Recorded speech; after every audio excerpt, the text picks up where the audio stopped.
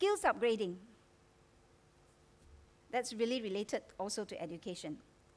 Now, the rich-poor divide is delineated not just between the educated and the uneducated, but really also between the skilled and the unskilled, or the low skilled. Although there are obvious correlation between education and, of course, work skills.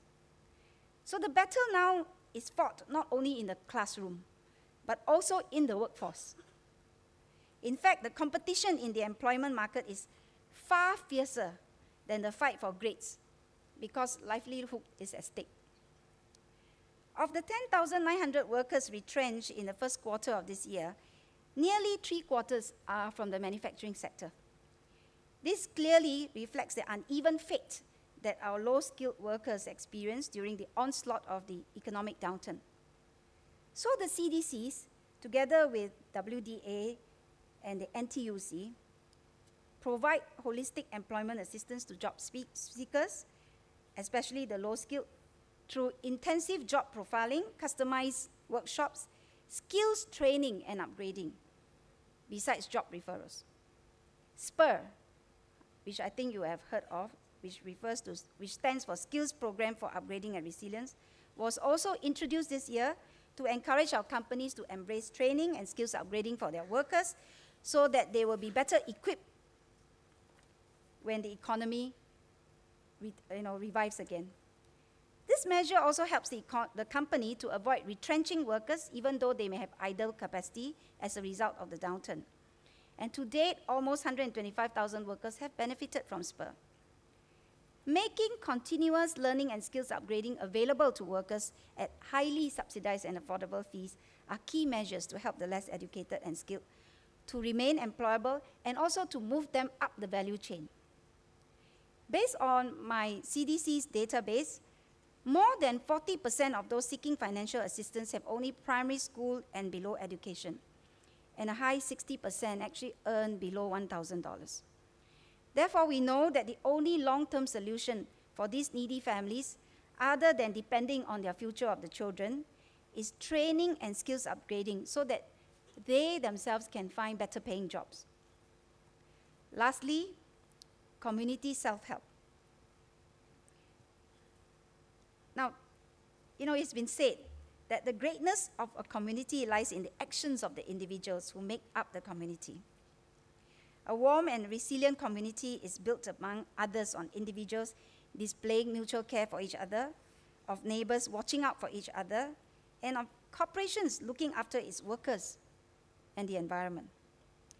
As individuals, we have little direct control over the conditions that have created this rich-poor divide, but we can certainly make a difference through individual initiatives, like volunteering in programs to empower the disadvantaged, or contributing to charitable causes that seek to alleviate the economic and social conditions of the poor. So this government believes, and I think in many other countries, same thing, we believe that helping the poor and mitigating the rich-poor divide really is not just the purview of the government, but it is the responsibility of every individual and corporations who are able to lend a helping hand. From the National Volunteer and Philanthropy Center Individual Giving Survey, we know that more Singaporeans are now volunteering, 16.9% in 2008 compared to just 15% in 2006. And individuals gave some $958 million in donations to non-profit organizations and IPCs in 2008, compared to just $341 million in 2006. Now, at the CDC, we support and we promote volunteerism and philanthropy. Social causes are an integral part of our community projects and programs.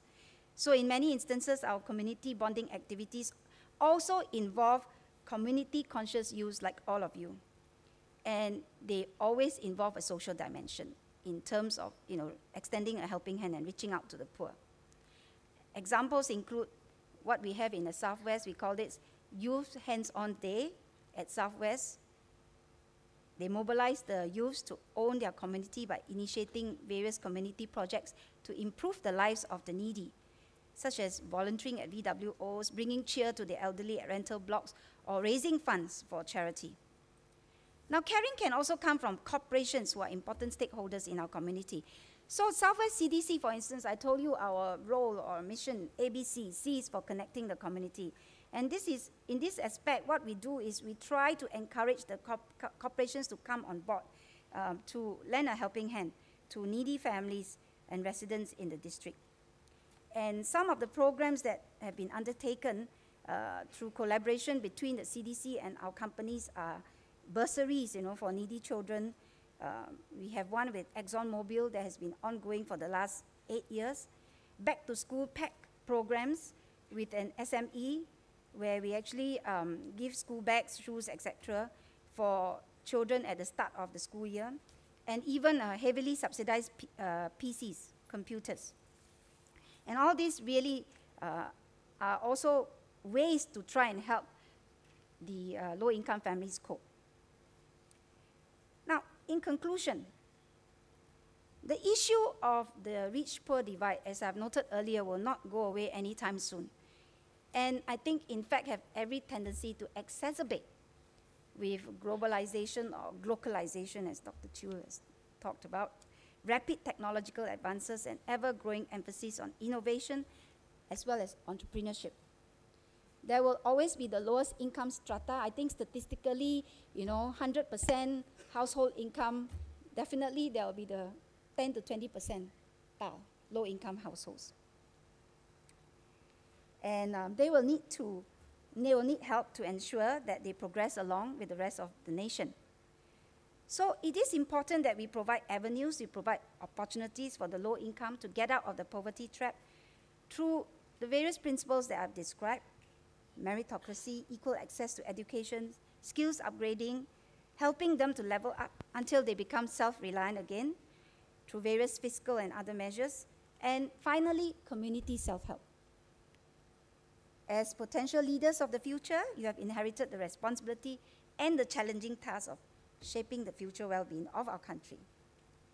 We want to hear from you what really matters to you, how you feel, and what you can do to help alleviate this rich-poor divide that face many nations, including Singapore.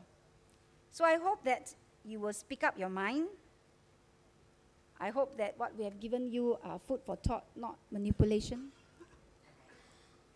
And that you have the unction to go out there and do what it takes to help the community. Thank you very much.